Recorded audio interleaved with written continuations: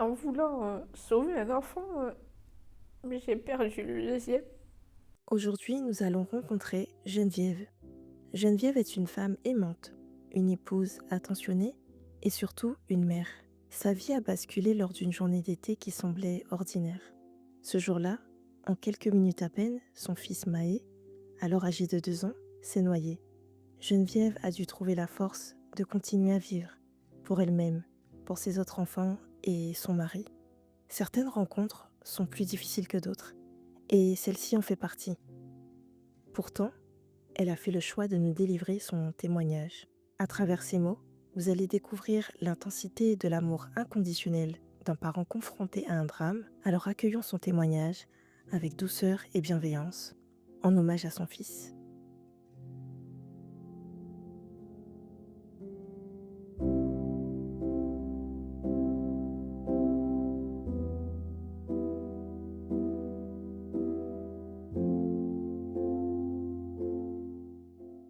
Je m'appelle Geneviève, j'ai 43 ans. Je suis maman de 5 enfants, dont un petit ange qui s'appelle Maï et qui est décédé le 20 juin 2014 d'une noyade. Et je suis mère au foyer et je gère tout ça d'une main de fer avec, mais bon, dans un grain de velours et j'essaie de faire au mieux chaque jour. J'ai des enfants qui sont plutôt, un peu comme tous les enfants, bruyants. Il y a quelquefois des disputes, mais je m'estime vraiment heureuse et chanceuse parce que j'ai des enfants qui sont bienveillants, que ce soit avec nous ou avec tout le monde, qui ont été bien élevés, bien éduqués, qui sont polis et qui sont toujours à l'écoute. Et quand ils voient que si maman ou papa ne vont pas bien, ils sont toujours là pour nous aider. Maë, c'est un petit garçon qui souriait tout le temps. Et il avait tout le temps le sourire. Il avait des yeux pétillants. Il aimait beaucoup rire, faire du toboggan, s'amuser, découvrir la nature. Et s'amuser aussi beaucoup avec sa sœur qui à l'époque avait 4 ans, sa sœur aînée Lilou. Et c'était vraiment 2 compagnons de jeu inséparables.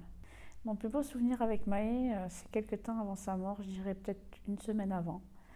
Maë, il faut savoir que c'était un petit garçon qui ne parlait que très peu, il disait simplement des papas, maman, gâteau, enfin des petits mots. Et un jour où j'étais couchée sur le canapé, il est venu avec son petit air malicieux, il m'a fait un sourire. Il est venu s'asseoir sur mon ventre. Avec ses petites mains, il a pris mon visage et il m'a fait un bisou sur la bouche, il m'a regardé, il m'a dit «Maman, je t'aime». Ça, ce fut un très beau souvenir. Alors, l'histoire avec mon mari, elle est un petit peu, pour certains, on va dire bizarre, mais je la trouve très belle parce que, en fait, mes parents, qui habitent dans le sud-ouest, parce que moi je suis du sud-ouest, à l'époque sont partis faire les vendanges, donc du côté de Reims, voilà. Et mon mari, qui est rémois, a fait les vendanges avec eux. À savoir que moi, je n'étais pas présente, je vivais chez mes parents et donc je n'étais pas là.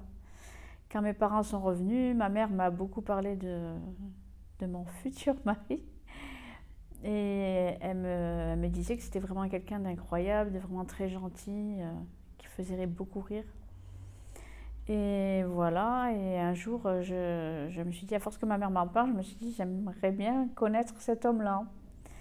Et on a cherché un petit peu sur Internet et on a pu avoir son numéro de téléphone.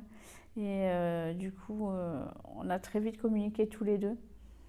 Et ça a plutôt bien marché. Et puis, je pense que ça devait être une semaine après. J'ai été le rejoindre sur Reims. Il m'attendait à l'aéroport. Il m'attendait avec une rose. Et j'ai passé le week-end chez lui. Ensuite, lui est venu chez moi. Il a pris sa voiture et a traversé la France pour venir passer un week-end avec moi. Et à partir du 3e week-end, il m'a proposé de vivre avec lui sur Reims. Et j'ai accepté. Il est venu me chercher, on est partis tous les deux. Et je vous parle de ça, la première rencontre c'était en mai 2009, pardon. Et ensuite, on a projeté de se marier en septembre 2009. Et le jour de mon enterrement de vie de jeune fille, le 15 août, j'ai découvert que j'étais enceinte de ma petite Lilou. J'étais enceinte d'environ 2 mois. Ça a été super rapide, mais C'était le destin, quoi. c'était une évidence en fait. À ce moment-là, il y avait mon mari, il y avait moi-même, et puis on avait seulement Lilou qui à l'époque avait 4 ans, et Maë qui avait 2 ans et demi. On habitait en campagne, dans une maison que mon mari avait construite tout seul. Je l'avais aidé de temps en temps. Voilà, on était bien, on était à la campagne. Et mon mari, lui, prenait la voiture pour aller travailler sur Chalon. On était très bien dans cet endroit. C'était un peu notre cocon. Alors, certes, on amenait beaucoup les enfants en sortie. Maï a été plusieurs fois même à Disneyland, mais je ne pourrais même pas vous dire combien de fois tellement il y a été. Mais sinon, ouais, notre maison, c'était vraiment notre refuge, notre petit cocon où on vivait agréablement. Alors effectivement, c'était le moment de l'été, on a vu qu'il commençait à faire chaud. Et comme tous les parents, on a voulu faire plaisir à nos enfants. Donc on leur a acheté une petite piscine hors sol et on l'a installée dans le jardin. Elle était vendue seule, c'était une petite piscine. Je dirais que la hauteur de la piscine devait m'arriver. Moi qui est petite, qui fait 1,52 m, la piscine devait arriver à hauteur de mon genou. Maë, ben déjà, il n'a pas eu la chance d'aller à l'école parce qu'il est décédé avant. Lilou, elle a commencé l'école qu'à 4 ans. Donc peu de temps après le décès de son frère. Le rapport à l'eau qu'ils avaient, ma fille, pour elle, je sais que quand on partait se baigner, que ce soit piscine ou lac, elle n'avait pas trop peur, ça allait. Par contre, Maë, lui, c'était vraiment une phobie. Je veux dire que quand même, je le mettais à la douche, que je lui lavais les cheveux, je faisais très très vite parce que c'était vraiment insupportable pour lui, il avait très peur. Même quand on allait dans la piscine, qu'on avait cette fameuse piscine dans le jardin, moi j'y étais, j'allais avec les enfants, je lui disais viens avec maman. Il fallait que je le prenne dans mes bras pour aller dans la piscine et même en étant dans mes bras, il n'était pas rassuré du tout. C'était une journée, une belle journée où il faisait beau, voilà. Le papa était rentré le midi pour manger de son travail. Tout s'était bien passé comme d'habitude, il y avait des rires, des sourires. Voilà, après papa est reparti pour le travail. J'ai joué un petit peu avec les enfants. À savoir aussi que j'avais Sacha qui avait 8 mois. C'est le frère de Lilou et Maë. Donc à ce moment-là, j'ai dit à 14 h, on va tous partir pour la sieste. Et puis, donc je les ai couchés. Ils ont commencé à se réveiller les uns après les autres. Donc je me suis dit, je vais leur donner leur goûter dehors. Comme ça, ils pourront s'amuser. Et voilà. J'étais seule avec mes 3 enfants. Alors à ce moment-là, j'ai dit à mes enfants, ben, venez, on va aller dans le jardin. J'ai pris mon tout petit de 8 mois avec son petit transat pour lui donner son petit pot. Et en attendant, ben, Lilou et Maïs avaient chacun leur gourde et puis leurs biscuits. Et puis ils s'amusaient près de la piscine. Et à côté de la piscine, il y avait une petite maison pour enfants qu'on met dans les jardins. Donc ils s'amusaient là, ils se cachaient, puis ils se couraient après. Mais Maë, lui, faisait attention, il ne s'approchait pas de la piscine parce qu'il avait très peur. Lilou, elle s'en approchait pas plus que ça, voilà. Et donc, je m'étais mise face à eux et j'ai commencé à donner le petit pot à Sacha. Et je les voyais, toujours d'un œil, je les voyais, ils étaient dans la petite cabane, ils s'amusaient, tout allait très très bien. Jusqu'au moment où Sacha a fait une fausse route avec son petit pot. Du coup, j'ai paniqué. Je l'ai vite pris dans mes bras, je l'ai détaché, je l'ai pris dans mes bras. Et je ne sais pas pourquoi, je me suis retournée pour aller taper dans son dos. J'ai tapé plusieurs fois. Et quand j'ai vu qu'il était mieux, ça a duré quand même un petit moment, mais j'ai tapé plusieurs fois parce que j'étais vraiment paniquée. Et ça a été mieux. Je l'ai réinstallé dans son transat. J'ai fermé la boucle. J'ai repris le petit pot et la cuillère. Et quand je me suis retournée, j'ai cette vision de ma fille qui arrive en courant. Alors à savoir que Lilou, elle est porteuse de dysphasie et donc elle ne parlait pas. Donc elle m'a juste dit maman, maman, maman et elle m'a montré la piscine avec son doigt. À ce moment-là, j'ai regardé en direction de la piscine et j'ai tout de suite compris, tout de suite.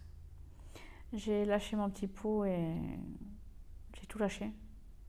Je voyais déjà, rien que de là où j'étais, que mon petit garçon il flottait à la surface. J'y suis partie en courant. Je suis rentrée dans la piscine, je l'ai retiré de l'eau. Je l'ai mis par terre dans le jardin. Je l'ai mis en position latérale de sécurité. J'ai écouté s'il respirait. J'ai essayé de trouver son pouls. Je tremblais tellement que je n'y arrivais pas. Et j'ai essayé le bouche à bouche. J'ai écouté s'il respirait avec mon oreille. Voilà. Les voisins m'ont entendu hurler. Ils entendaient des appels au secours. J'appelais mon fils en fait. Parce que je ne sais pas pourquoi, dans mon esprit, quand je le voyais, je ne sais pas comment expliquer, je savais déjà qu'il était parti. Et donc, les voisins sont arrivés rapidement. J'avais un voisin qui habitait juste à côté, qui lui était militaire, qui a fait les gestes de premier secours à Mahé et qui m'a dit tout de suite d'appeler les pompiers, le SAMU. J'ai appelé et je dirais qu'ils ont mis... quand c'est comme ça paraît une éternité, mais je dirais qu'ils ont mis 10-15 minutes à arriver. Quand ils sont arrivés sur place, ils nous ont dit qu'ils allaient le prendre en charge, à même le sol. Ils m'ont demandé s'ils pouvaient faire quelque chose pour moi. Je leur ai dit non.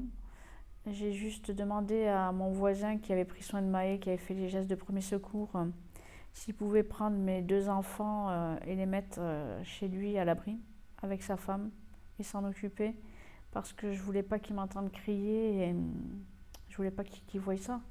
C'était pas possible. Du coup, j'ai donné mon bébé à la voisine et on cherchait ma fille Lilou qui avait 4 ans à l'époque, on la cherchait partout. Et elle m'avait tellement entendu hurler et pleurer qu'elle avait eu peur et les pompiers m'ont dit qu'ils l'avaient retrouvée dans ma chambre. Et elle se bouchait les oreilles et elle fermait les yeux. Et voilà. Donc à ce moment-là, on me dit que le SAMU arrive. Mais moi, dans ma tête, il n'y a que maintenant que je le sais que quand il y a le SAMU, que c'est très grave. Pour moi, il venait prêter main forte aux pompiers. Et donc là, il a commencé à y avoir un attroupement de voisins. Bien entendu, ils ont entendu des pompiers, des SAMU.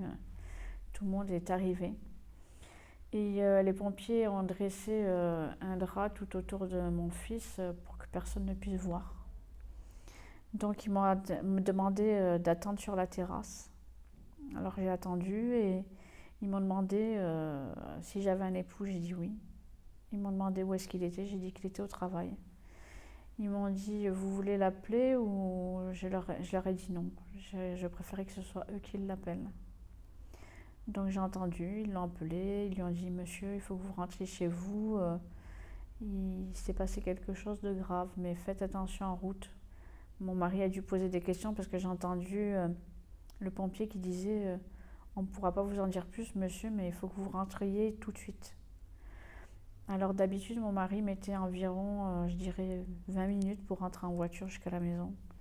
Là il a dû mettre 12-13 minutes. Quand il arrivait en courant, il arrivait tout de suite dans le jardin, en direction du SAMU des pompiers. Quand il a vu mon petit garçon au sol, avec le massage cardiaque, etc., il est tombé à genoux, il s'est mis à pleurer, à crier. Les pompiers sont arrivés, ils l'ont pris en charge, ils m'ont dit de le mettre dans le canapé, dans le salon. On est partis tous les deux avec les pompiers sur le canapé. Et à ce moment-là, le temps que le pompier se retourne, j'ai vu que mon mari commençait à avoir un malaise. Il m'a dit qu'il ne se sentait pas bien. Et il a tombé vers l'avant. J'ai vite appelé le pompier qui a réussi à le rattraper et le mettre en position latérale de sécurité. Il a fait quelques convulsions et on lui a injecté un médicament par intraveineuse pour qu'il puisse se calmer. Mais très vite après, ça a recommencé. Du coup, ils m'ont dit que ce n'était pas grave, en fait, c'était dû au choc et qu'ils devaient le transporter à l'hôpital pour faire quelques examens, mais que ce n'était vraiment pas grave. Donc après, je suis restée seule et j'ai attendu. On a appelé aussi ma famille on a prévenu aussi, c'est pas moi qui ai prévenu, c'est toujours les pompiers parce que moi je n'y arrivais pas. On a appelé aussi ma belle-sœur. Et donc, elle est vite arrivée après sur les lieux. Mais entre-temps, voilà, les massages cardiaques pour Maë ont duré, je dirais, 45 bonnes minutes. Ils ont vraiment bien insisté. Ils ont fait même un beau travail.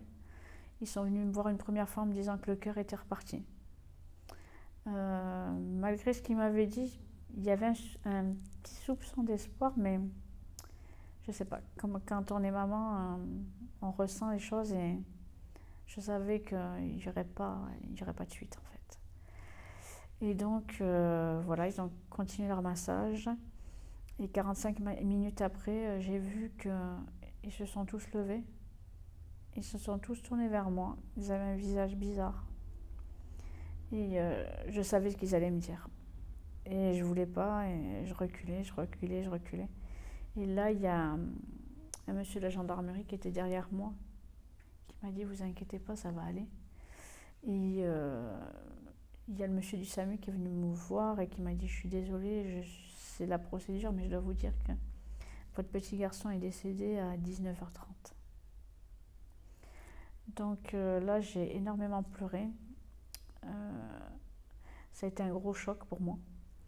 Je me suis dit qu'il fallait que je tienne le coup parce que mon mari il était à l'hôpital, qu'il restait encore les enfants et qu'il fallait vraiment que je reste debout, qu'il fallait que j'avais pas le droit de flancher parce que fallait que les enfants aient quelqu'un là pour eux. Donc on m'a demandé si je voulais passer du temps d'abord un peu avec Maë. J'ai dit oui. Donc comme je vous avais dit, j'avais dressé un drap pour qu'on puisse être dans l'intimité, pas qu'on voie que c'était pas un spectacle. Donc je suis partie avec mon fils, tout autour il y avait les gendarmes et les pompiers qui tenaient ce drap. Et il était couché sur le dos. J'ai pu me coucher près de lui, le prendre dans mes bras, je lui ai chanté une chanson et je lui ai promis que je serais là jusqu'à la fin avec lui, qu'il n'ait pas peur. Voilà. C'est un peu difficile, excusez-moi. Peu de temps après, ben voilà, on m'a dit où est-ce que vous voulez qu'on installe Maë. J'ai demandé à l'installer dans le salon parce que c'était là où on passait le plus de temps ensemble. Donc on l'a installé sur le canapé. Et ma belle-sœur est arrivée et j'entendais mon beau-frère qui était dans un état pas possible. Ma belle-sœur aussi. Et puis elle me dit, où est Maë, où est Maë? Et je lui ai dit, il est mort, il est dans le salon. Je ne pouvais rien dire d'autre. Parce que j'avais l'impression qu'on allait me dire, mais qu'est-ce que tu as fait? Il y avait cette peur. Et puis moi-même, je me sentais déjà coupable. En voulant sauver un enfant, mais j'ai perdu le deuxième. Donc après, voilà, la famille était là, mais j'étais contente parce qu'ils pouvaient rester auprès de Maë. Et puis là, il y a un monsieur des pompiers qui m'a dit, écoutez madame, il y a les pompes funèbres qui vont venir chercher votre fils. Alors là, c'est compliqué. Ça va très très vite. Tout s'enchaîne en fait. Je me rappelle du camion noir qui est arrivé. Alors, par contre, je veux souligner que c'était des gens vraiment très humains, avec beaucoup d'empathie, qui étaient vraiment à l'écoute. Ils sont venus, ils m'ont dit prenez tout le temps que vous voulez.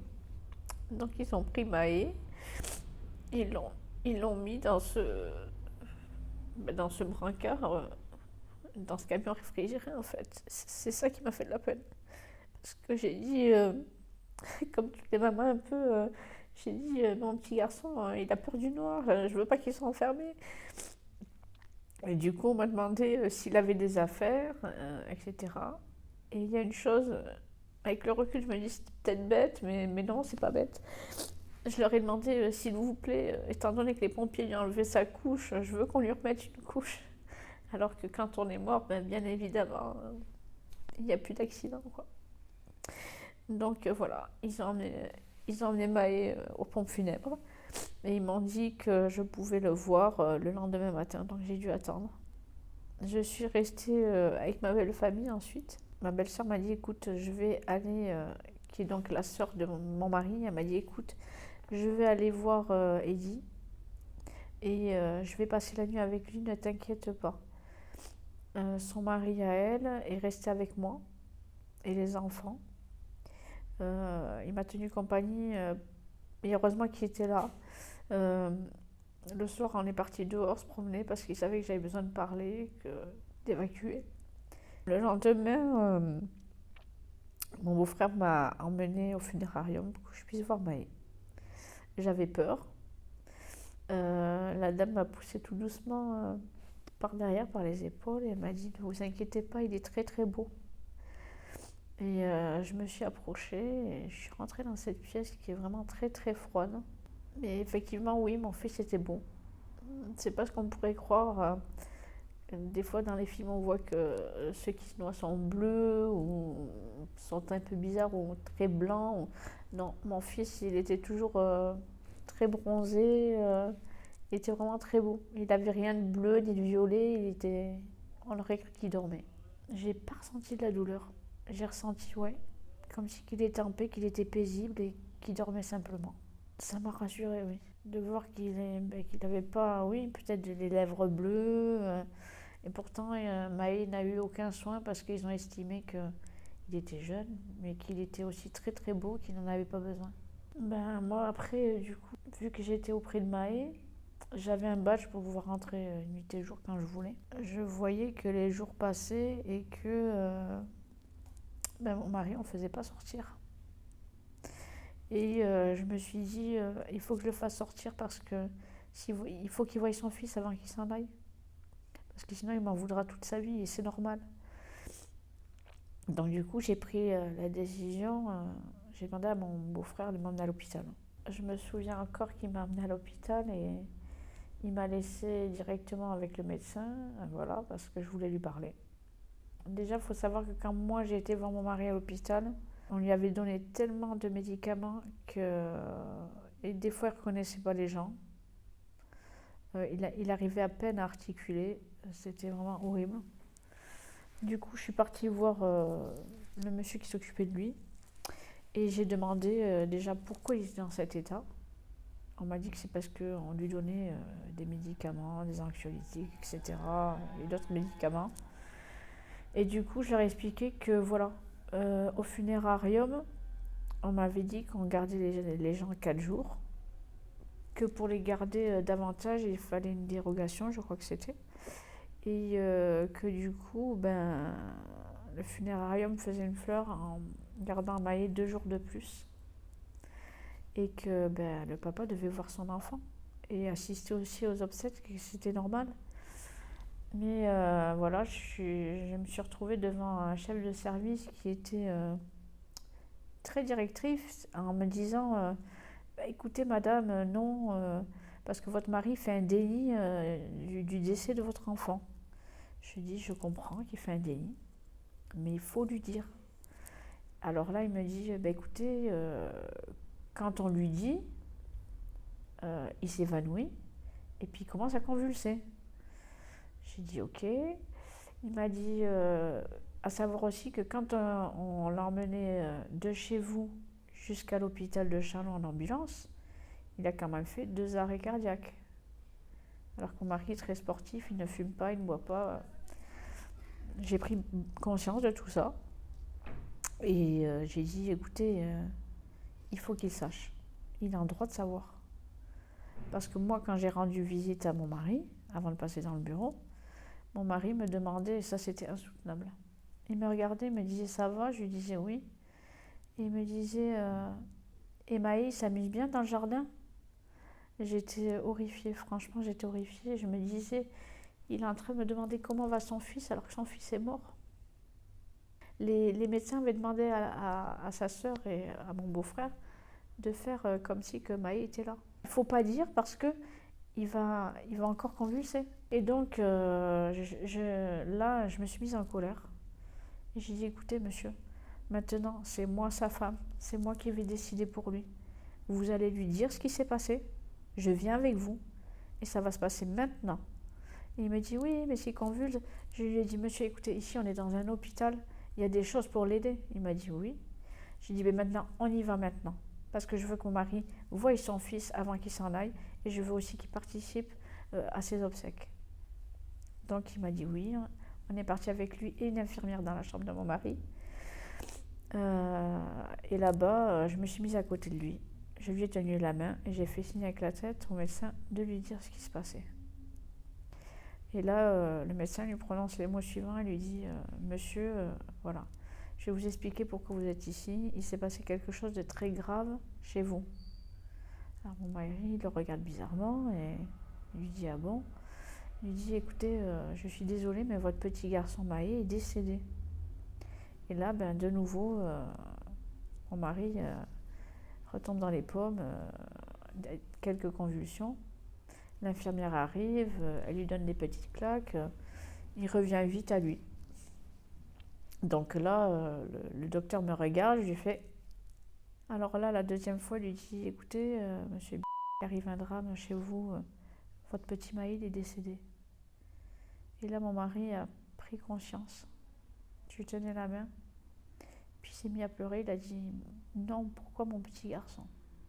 Et là, on a vu qu'il avait vraiment pris conscience, qu'il n'était plus dans le délit. Donc là, à partir de ce moment, j'ai expliqué. Mon mari m'a demandé où était notre fils. J'ai dit qu'il était au funérarium. Je lui ai montré le badge. Et je lui ai demandé est-ce qu'il se sentait bien. Et il m'a dit qu'il était capable de sortir et qu'il voulait voir son fils, justement. Qu'il voulait tout de suite le voir.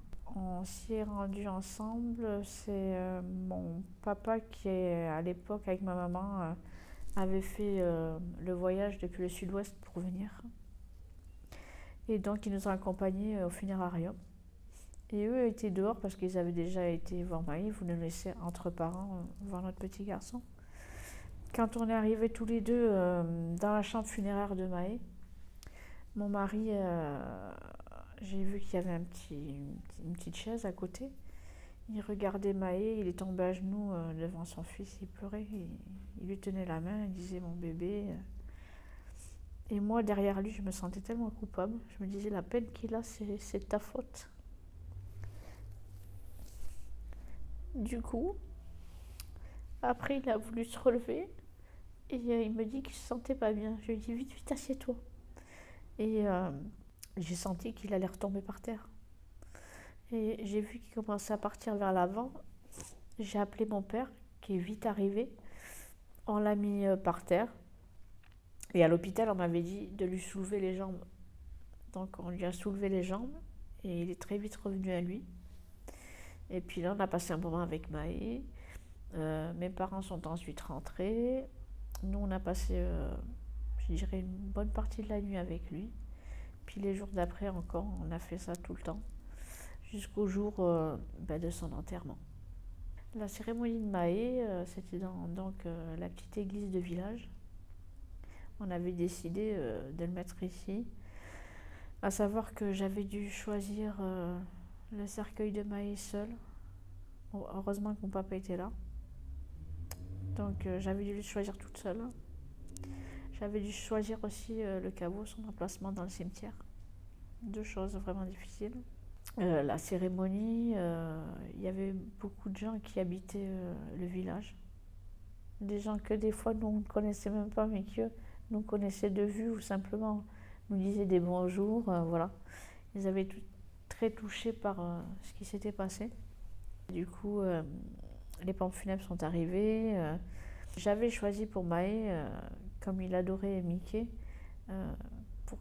pour l'entrée de son cercueil, j'avais choisi de mettre la maison de Mickey comme musique. Donc voilà, au bout de l'allée, devant l'hôtel, il y avait son petit cercueil blanc, avec beaucoup de fleurs et sa photo. J'avais mis un portrait de lui. Et j'avais préparé un petit texte pour lui aussi. Je sais que ce jour-là, beaucoup de gens pensaient, dont ma maman m'avait dit tu pourras pas lire ça, tu pourras pas, enfin, elle me sentait pas capable parce qu'elle voyait dans l'état où j'étais. Et je lui ai dit non, j'ai promis à mon fils jusqu'au bout, je serai là. Du coup, je lui ai lu ce, ce, ce mot que je lui avais écrit, où à la fin je lui disais qu'il pouvait s'envoler avec les papillons. Et après, je suis partie faire un bisou sur son cercueil. Et là, on a dû donc le sortir pour faire la mise en bière. Et le problème est que quand on est sorti, j'ai vu que mon mari commençait à trembler. Donc j'ai fait signe à mon beau-frère qui était juste derrière. Je lui ai montré, je lui ai fait regarde. Il m'a dit ok, t'inquiète pas, je gère ça. On est sorti et dès qu'on est arrivé dans le cimetière à 2 mètres de l'emplacement où Maï devait se faire enterrer, mon mari est tombé. On a dû appeler les pompiers. Les pompiers sont arrivés, ça allait, mais c'était des malaises dus au choc, encore une fois. Il n'avait pas convulsé cette fois-ci. Mais c'était vraiment le choc que son corps répondait comme ça. Et donc, ils ont été obligés de le ramener à l'hôpital. Je lui ai dit de ne pas s'inquiéter, que j'allais continuer le reste. Et donc, je suis restée avec mes parents, avec ma belle-sœur, mon beau-frère, et des gens que je connaissais. Voilà, et c'est à ce moment-là que je me suis dit qu'il était temps de dire au revoir à Maï. Je lui avais acheté une rose éternelle, et je lui ai jeté. Et d'ailleurs, dans son cercueil, j'avais laissé une lettre personnelle que je lui avais écrite avec son doudou et une mèche de mes cheveux, parce qu'il me touchait souvent les cheveux. Et voilà, ça s'est terminé comme ça, et j'ai demandé aux gens qui étaient là, je leur ai dit, allez-y, vous pouvez descendre le cercueil. Ça s'est terminé comme ça. On a reçu 3 lettres anonymes, 2 à la maison, en disant que j'étais un monstre, qu'on aurait dû me tuer, que Maï était beaucoup mieux là où il était. Et une au travail de mon mari, parce que mon mari a été, il faut savoir, 3 ou 4 mois en arrêt pour la perte de son fils, parce qu'il n'était pas bien. Pour les gens, je ne sais pas. Il fallait peut-être qu'il reparte tout de suite au travail, je ne sais pas. Au travail de mon mari, ses supérieurs n'ont pas été contents du tout et ont tout de suite prévenu que s'il se passait encore quelque chose de comme ça, il allait avoir de sérieux problèmes. Et ça, c'est des choses qui m'ont vraiment touchée. Les lettres anonymes, d'ailleurs, je les ai encore chez moi, ces lettres anonymes. Mais c'est pas grave, je me dis, aujourd'hui, je voudrais dire à la personne, je ne sais pas qui a écrit ces lettres, mais je voudrais juste dire à la personne qui les a écrites, merci. Et vous allez vous demander, vous allez peut-être vous dire, mais pourquoi elle dit merci alors que cette personne m'a mis encore plus bactère, j'étais déjà plus bactère, mais merci parce que cette personne m'a fait grandir et m'a fait ouvrir les yeux. Elle m'a fait ouvrir les yeux sur les gens. Elle m'a montré que ça peut être quelqu'un de proche comme quelqu'un de pas proche et qui peut derrière votre dos vous faire des choses comme ça. Ça me montrait le vrai visage de l'être humain, comme l'être humain peut être méchant. Donc aujourd'hui, oui, je dis merci à cette personne. Même si elle m'a fait mal, je lui dis merci. Je leur dirais, avec le temps, il faut se laisser le temps déjà, mais je leur dirais qu'avec le temps, il ne faut vraiment pas que ce soit tabou. Faut en parler justement, il faut poser des mots dessus. Parce que nous, parents, on a toujours cette culpabilité, on l'aura jusqu'à la fin de nos jours en fait. Mais il faut vraiment poser des mots dessus et en parler avec aisance. Parce que c'est pas une honte et ça n'arrive pas qu'à nous. On croit toujours que ça arrive qu'aux autres. Jusqu'au jour où les autres, ça c'est ma phrase, je dis toujours, les autres, ça devient nous. Et à ce moment-là, le regard, il change. Avant, et je suis pas fière, avant, quand je voyais des choses sur les noyades, je me disais, mais comment ça peut arriver les parents, enfin les mamans, les papas, peu importe. Je me disais, comment ça peut arriver quand on a des enfants, on les surveille. Sauf que quand ça vous arrive à vous, votre vision change du tout au tout. Parce que vous vous dites, vous êtes beau être le meilleur des pères, la meilleure des mères, être aimant, être bienveillant et surveillé. Une surveillance n'est jamais sans faille. D'après les pompiers, déjà, la fausse route, ils n'en ont pas parlé. La fausse route, je dirais qu'elle a duré 1 minute pour moi. Par contre, les pompiers m'ont certifié que Maë s'était noyée ça avait pris entre 1 et 2 minutes. C'est extrêmement rapide pour un enfant, à savoir que ça, dans un gobelet, ça remplit déjà ses poumons. Et que surtout la noyade, c'est pas comme dans les films, ça se fait en silence. Et moi, mon fils, quand c'est arrivé, je ne l'ai pas entendu crier, je ne l'ai pas entendu se débattre. Bien évidemment que si j'avais entendu ça, je me serais jetée sur lui pour le sortir de l'eau. Mais non, c'est vraiment en silence. Et c'est ça qui est traître. J'avais juste le dos tourné. Et dans mon dos, il a perdu la vie dans mon dos. Ouais, l'émotion, elle est encore là. Je pense souvent à mon fils. On fait tout le temps ses anniversaires. Parce que pour moi, il est là. Peut-être dans un autre monde, mais il est là avec nous. Donc en fait, on a fêté ses 4 ans, 5 ans, 6 ans, 7 ans, 8 ans. Voilà, à Noël, il a ses cadeaux au pied du sapin. Bien sûr, sur sa tombe, on lui fait son petit sapin, on lui fait sa déco de Noël. À chaque saison, il a une nouvelle décoration. Mais je veux dire, ce qui a changé, c'est que on dit aussi que parfois beaucoup de couples se séparent après un drame pareil. Moi, je trouve qu'avec mon mari, ça nous a encore plus unis. On est même plus forts qu'avant. On a une relation qui est vraiment proche et je sais qu'à deux, on peut aller loin tous les deux. Ça a renforcé notre couple finalement. Ce qui m'a aidé aussi à tenir le coup, c'est vraiment les enfants. On expliquait avec notre mari, on en avait discuté. On n'aurait eu que Maë comme enfant unique. Mais franchement, aujourd'hui, je ne serais pas là en train de vous parler. Pour le coup, je leur dois une fière chandelle. Je dirais que pour repartir vers l'eau, les piscines, etc., j'ai mis 2 ans. Bien 2 ans. J'ai eu beaucoup de mal avec ça.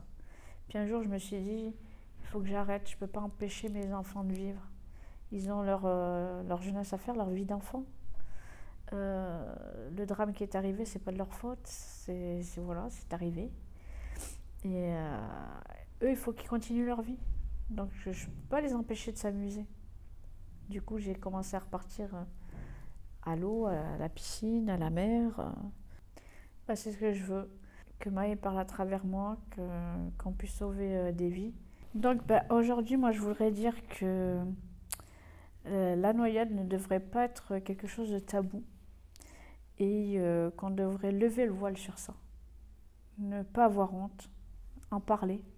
C'est super important d'en parler. Et parce que c'est comme tous les accidents de la vie, les accidents domestiques, les accidents de la route. Malheureusement, ça peut toucher n'importe qui, n'importe quand. Donc ça, il faut vraiment ouvrir les yeux sur ça. Ouvrir son esprit aussi et arrêter de critiquer les parents. Parce que ça peut arriver, je vous dis, à n'importe qui. Voilà, il faut vraiment lever le tabou. Moi, je remercie énormément Flotti pour leur accueil chaleureux, pour leur écoute. Ils ont été pleins d'empathie, sans jugement. Je trouve ça vraiment génial parce que je trouve que de nos jours, il n'y a plus beaucoup de gens comme ça. Je les remercie aussi de tout ce qui a été fait derrière pour pouvoir venir à ma rencontre. Parce que c'est pas rien. Je te remercie toi, Mélanie. Voilà, tu es quelqu'un de très bien. Je suis super contente. Je remercie Mathieu aussi à la caméra. Je remercie vraiment tout le monde. Je dis juste dire de ma part, de la part de ma famille et de la part de Maë.